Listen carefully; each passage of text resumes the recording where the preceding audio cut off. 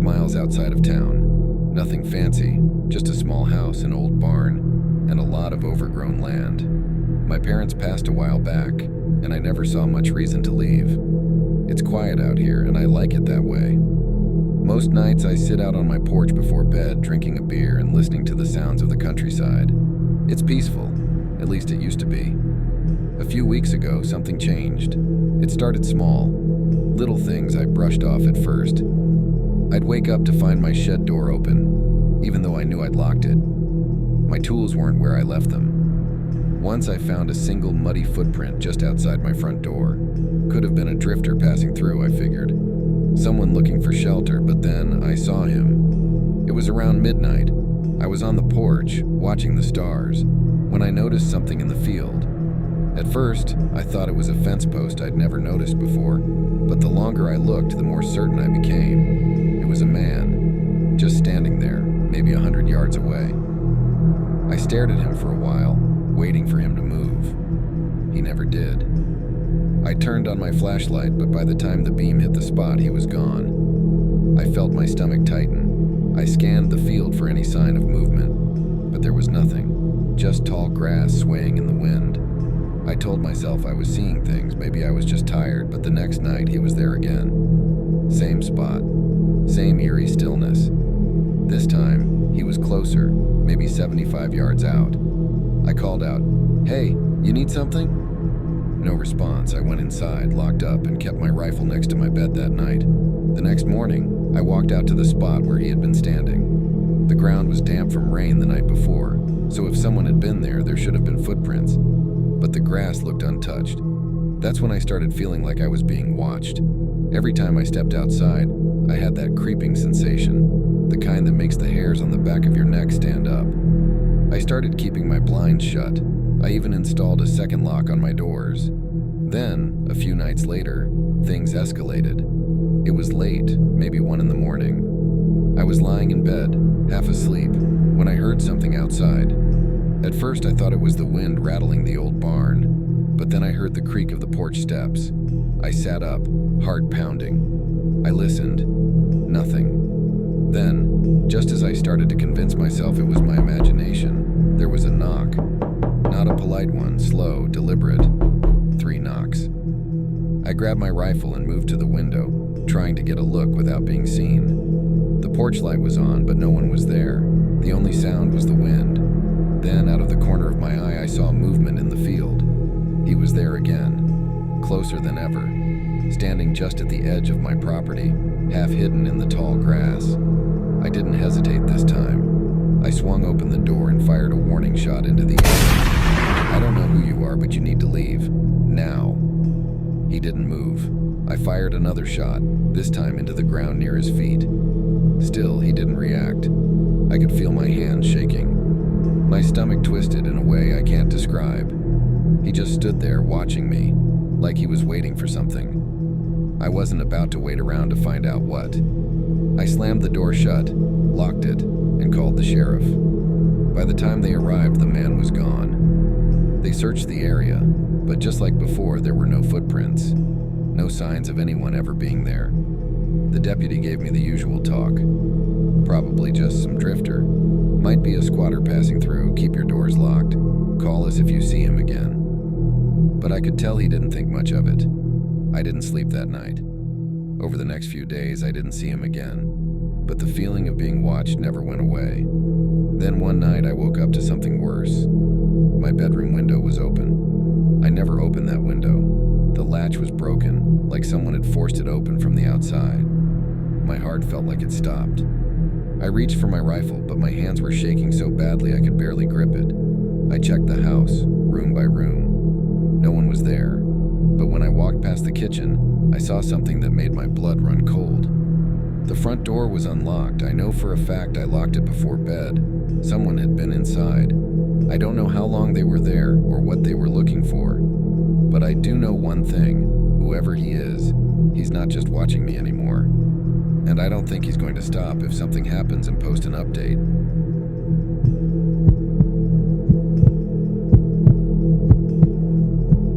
I used to work as a delivery driver for a small catering company. Nothing fancy, just dropping off food at events, picking up empty trays, and heading back to load up for the next run. The pay sucked, the hours were worse, but it was easy. Or at least, it was supposed to be. This happened a few months ago, and I still can't think about it without getting chills.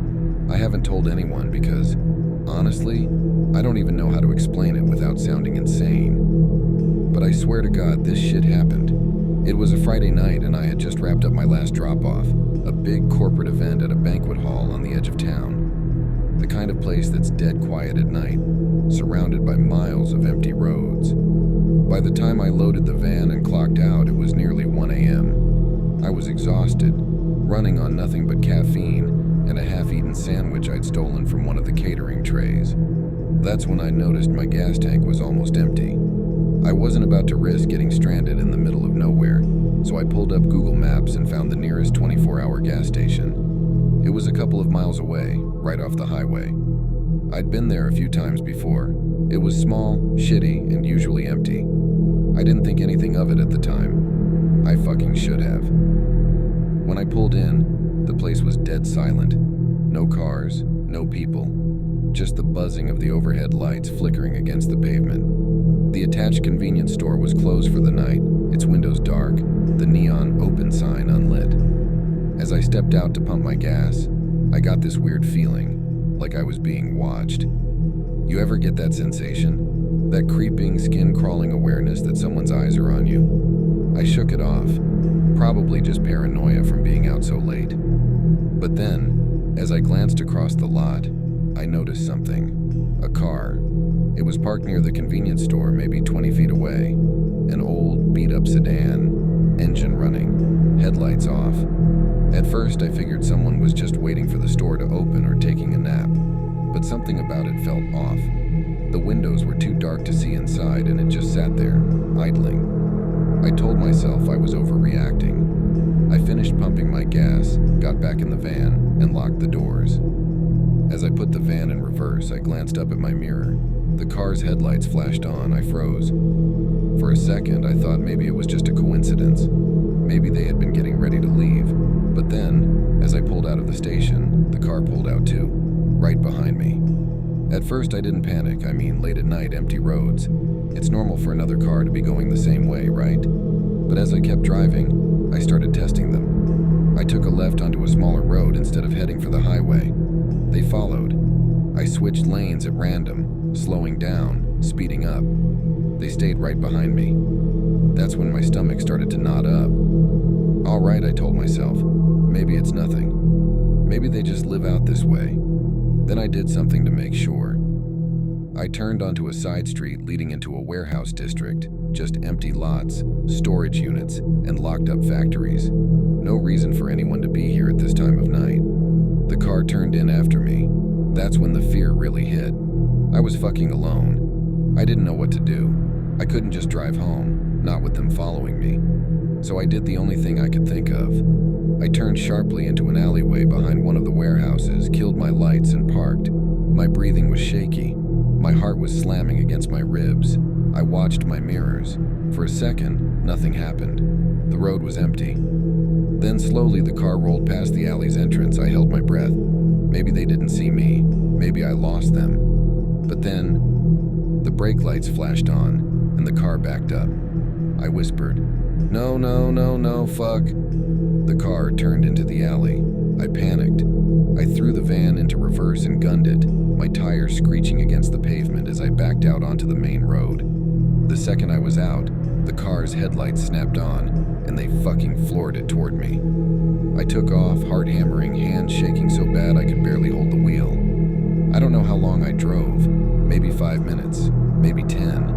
I blew through red lights, cut corners, anything to put distance between me and them. Eventually, I reached a busier area, a strip of fast food places and 24-hour stores. Bright lights, people. The car, gone. I pulled into a McDonald's parking lot, hands still shaking. I could barely breathe. I kept staring at my mirrors, expecting them to show up again. Then my phone buzzed, a text from an unknown number. "Why did you stop?" I fucking froze. I swear to God I almost threw up right there in my seat. My head was spinning. I didn't even remember giving anyone my number. How the fuck did they get it? My hands were trembling as I typed back, "Who is this?" No response. I sat there for a while, too scared to move. Eventually, I convinced myself to drive home, but I kept checking my mirrors the whole way. I barely slept that night. The next morning, I checked my phone. No new messages, no calls. I tried looking up the number, but it was unlisted. And the worst part? I still don't know what they wanted. Were they just trying to scare me? Were they planning to rob me? Or was it something worse? I don't know, and I don't want to. But ever since that night, I never take the same route home twice. I don't stop at empty gas stations. And if I ever see a car idling with its headlights off, I get the fuck out of there. Because next time, I might not be so lucky.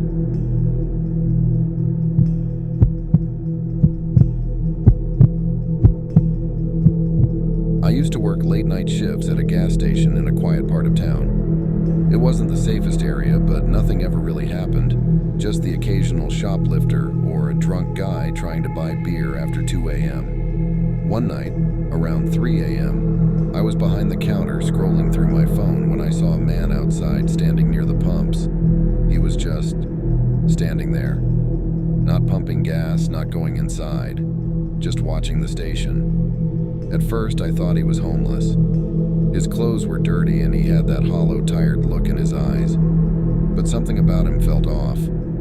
He wasn't looking around like he was trying to find a place to sleep.